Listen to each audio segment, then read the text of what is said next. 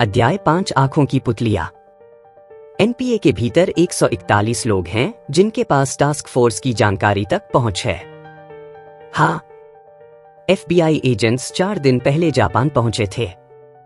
वातारी, FBI ने अपनी जांच शुरू कर दी है। मुझे उन सभी एनपीए कर्मियों की सूची मिली है जो इस मामले पर काम कर रहे हैं, लेकिन इनमें से 141 लोगों में से कोई या इनमें से किसी के बहुत करीबी व्यक्ति को कायरा होना चाहिए। मुझे इस पर पूरा यकीन है। प्रेप अकादमी में रयूक चुपचाप इधर उधर छिपकर घूम रहा है। हाँ, मुझे पता है, लेकिन मैं अभी तुम्हें यह बताना चाहता हूँ। लोग तुम्हें नहीं सुन सकते रयूक, लेकिन मुझे सुन सकते हैं। मैंने तुम्हें कहा था मेरी कमरे के बाहर मुझसे बात मत करो। लाइट, तुम्हारे पास एक पल है, लेकिन यह इसलिए है क्योंकि मुझे तब तक रुकना होगा जब तक कि नोटबुक खत्म न हो जाए या तुम खत्म न हो जाओ, यानी मर जाओ। मेरे खिलाफ मेरा कोई इरादा नहीं है लाइट। किसी तरह से मुझे लगता है कि तुम वो सबसे अच्छे इंसान हो जो मेरी नोटबुक को उठा सकते थे। मैं न तो तुम्हारे पक्ष में हूं और न ही एल के पक्ष में इस मामले में। मुझे पता था रयूक। क्या हो रहा है रयूक? तुम मुझे अब यह सब क्यों बता रहे हो? यह तुम्हारा तरीका नहीं है, लेकिन मैं कभी कभी तुम्हारे रूममेट की तरह बोलने का मन करता हूँ। इसलिए मैं तुम्हें यह नहीं कहने जा रहा कि तुम जो कर रहे हो वह सही है या गलत। इस बारे में एक शब्द भी नहीं कहूँगा।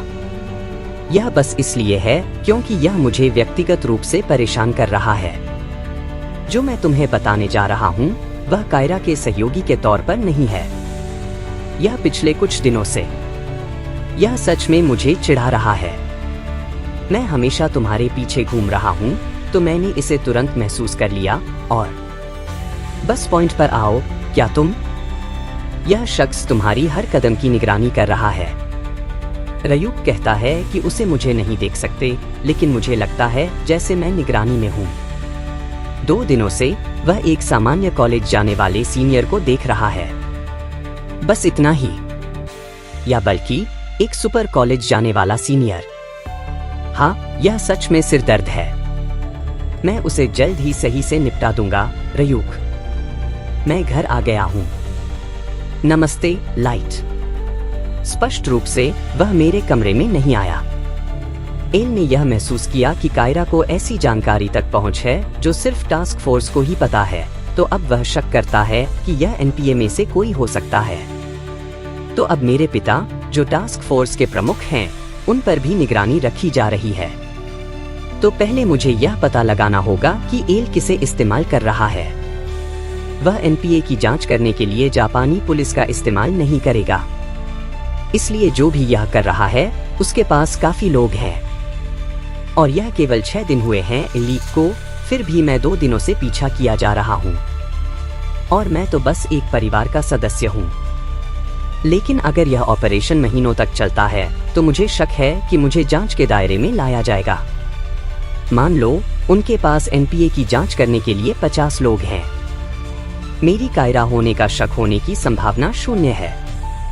इतने सारे अन्य संदिग्ध हैं। मुझे यह पता लगाना होगा कि मेरी परछाई का नाम क्या है। अगर मैं यह कर सकता हूँ तो सब कुछ कंट्रोल में होगा। Ryuk, light. तो क्या नाम पता करने का सबसे अच्छा तरीका है बिना उसे संदेह होने के? शिनिगामी और उन इंसानों के बीच जो मृत्यु पत्र के मालिक होते हैं 2 बड़े फर्क होते हैं।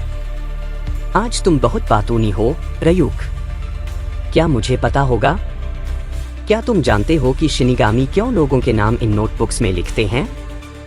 अतिरिक्त जीवन। यह इसलिए है क्योंकि शिनिगामी इंसानों से अतिरिक्त जीवन प्राप्त करते हैं।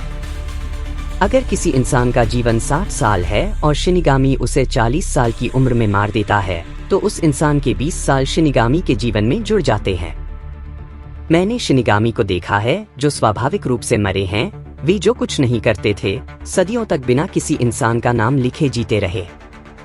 इसलिए जब तक वे बहुत आलसी न हों, आप उन्हें सिर में गोली मार सकते हैं या दिल में चाकू घोंप सकते हैं और शिनिगामी नहीं मरेगा। खैर, आखिरकार हम एक तरह से देवता ही हैं। लेकिन ऐसा लगता है कि शिनिगामी को मारने का एक तरीका है और मुझे खुद नहीं पता क्या है। सच कहूं तो शिनिगामी के लिए इंसान की दुनिया कोई मायने नहीं रखती, लेकिन वैसे भी शिनिगामी अब महसूस नहीं करते जैसे कि मुझे यह इंसान पसंद नहीं है, या चलो हम इंसान की दुनिया को बेहतर बनाते हैं, या चलो इसे और बुरा बना देते हैं। यह सच में बेकार अस्तित्व है। अब कोई नहीं जानता कि हम यहाँ क्यों हैं। शिनिगामी का राज्य सच में आजकल बर्बाद हो चुका है। वे बस मरना नहीं चाहते, इसलिए इंसानों से जीवन लेते हैं और फिर अपनी खाली जिंदगी जीते रहते हैं। तुम्हारी अस्तित्व की तरह शिनिगामी का राज्य बहुत मायने रखता है और यह किसी भी समय सच होता है। एक शिनिगामी जैसे तुम एक सदी में एक बार आता है, नहीं 1000 साल में एक बार, और इंसान की दुनिया पूरी तरह से बदल जाती है। तुम सच में मूर्ख हो, रयूक। हाँ, अगर जगह सच में बर्बाद हो चुकी है जैसा तुम कहते हो, तो जब तुम वापस जाओ तो कुछ बदलाव करो। जो तुम यहाँ देख रहे हो उसे कुछ लागू करो। रयूक कहता है, तुम सोचते हो? बिल्कुल, मैं सोचता हूँ। अगर मैं एक आशावादी नहीं होता तो मैंने कभी नहीं सोचा होता कि मैं दुनिया को बेहतर बना सकता हूँ। लाइट, मुझे लगता है कि तुम सच में एक सकारात्मक सोच रखने वाले इंसान हो। यह शिनिगामी और इंसान के बीच का पहला बड़ा फर्क है। लेकिन अगर तुम इंसान के नाम मृत्यु पत्र में लिखते हो लाइट, तो तुम्हारी उम्र में कोई बढ़ोतरी नहीं होगी। यह उम्र बढ़ाने के बारे में नहीं है, हालांकि यह उसे कम करने के बारे में है। दूसरा फर्क शायद तुम्हारे लिए और भी दिलचस्प होगा, लाइट। किसी को भी शिनिगामी के बारे में यह जानकारी नहीं है। यह उस चीज से कहीं ज्यादा दिलचस्प है जो तुमने मुझे पहले बताई थी, रयूक। रयूक कहता है, मुझे पता है। हम शिनिगामी इंसान की दुनिया से अपने राज्य से नीचे देखते हैं ताकि हम यह तय कर सकें कि हम किस इंसान का नाम अपनी नोटबुक में लिखेंगे। जो दुर्भाग्यशाली होता है वह शिनिगामी से प्रभावित होता है, लेकिन सामान्य तौर पर यह बस वही होता है जिस पर तुम्हारी नजर पड़ती है। इसमें कुछ पसंदीदा चीजें भी हो सकती हैं। तो हम किसी इंसान का नाम कैसे जान सकते हैं? बस उसे देखकर। खैर, एक शिनिगामी की आंखें इंसान का नाम और जीवनकाल देख सकती हैं जब हम उन्हें देखते हैं, और कितना अतिरिक्त जीवन वे प्राप्त करेंगे अगर हम उन्हें मार दें। हाँ, यही कारण है कि शिनिगामी हमेशा जानते हैं कि वे किसका नाम लिख रहे हैं। उनका नाम और जीवनकाल, और हमारी आंखें अलग हैं। यही तुम और मेरे बीच का सबसे बड़ा फर्क है, जो उस इंसान को शिनिगामी की आंखें दे देगा। एक सौदे की परंपरा है जो शिनिगामी के साथ उस इंसान के बीच होती है जो मृत्यु पत्र को उठाता है। शिनिगामी की आंखों की कीमत उनके बाकी जीवनकाल का आधा होता है, उस इंसान के बाकी जीवनकाल का आधा। और अगर तुम्हारे पास सिर्फ 1 साल बचा हो तो 6 महीने। हाँ, तो अगर तुम्हारे पास 50 साल बचें तो वह 25 साल होगा। बिल्कुल, मैं अब तुम्हारा नाम और जीवनकाल देख सकता हूँ, लाइट। बिल्कुल, और मैं जानता हूँ कि मेरा मुंह बहुत बड़ा है।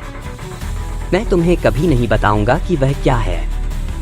अगर मैं इसे इंसान की दुनिया के समय में बदल दूं, तो मैं ठीक ठीक जानता हूँ कि तुम्हारे पास कितने साल बचे हैं। नहीं, असल में यह शिनिगामी के राज्य के नियमों में से एक है।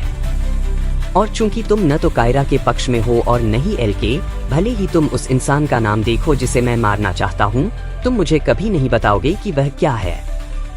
दूसरे शब्दों में, यह सौदा इंसानों के लिए बनाया गया था जो मृत्यु पत्र उठाते हैं। मैं तुम्हें यह बताना चाहता हूँ कि इस सौदे का शिनिगामी के लिए कोई फायदा नहीं है। मैं अपना जीवन किसी से भी बढ़ा सकता हूँ, और उनके साथ मैं किसी को भी देख सकता हूँ और उसका नाम जान सकता हूँ। हाँ, मुझे तुम्हारे बाकी जीवन का आधा दो और तुम्हें शिनिगामी की आंखें मिल जाएंगी। यहाँ चैप्टर समाप्त होता है।